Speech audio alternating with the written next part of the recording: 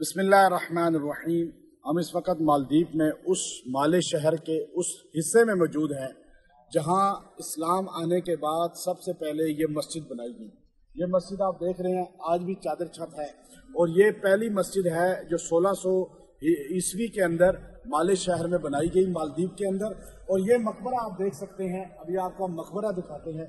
ये वो मकबरा है, ये मकबरा सुल्तान इब्राहिम रहमतुल्लाह अलैह का है जो 1600 ईस्वी के अंदर यहाँ पर बादशाह थे। उन्होंने पहली मस्जिद ये बनाई और उनके मकबरा भी साथ मौजूद है। और सामने सुल्तान यूसुफ तबरेजी रहमतुल्लाह अलैह का मकबरा है और शाह यहाँ का बादशाह जो इस वक्त है उनका घर है, महल है। तो ये मस्जिद के साथ ताल्लुक ये हमारे बुजुर्गों का रहा और इन्होंने पहली मस्जिद बनाई। और यहाँ आज मालदीव के अंदर 100% इस्लाम है, मुसलमान है और यहाँ किसी भी गैर मुस्लिम को नेशनलिटी नहीं मिलती। अगर कोई गैर मुस्लिम यहाँ पर जो है नेशनलिटी चाहे उसे कभी नहीं देंगे। शाफिउल मसलक हैं और अल्हम्दुलिल्लाह इस्लाम के मुहिब हैं। अल्लाह रब्बुल इज़्ज़त इनकी कब्रों पे करोड़ों रहमतों का नुज़ूल फरमाए।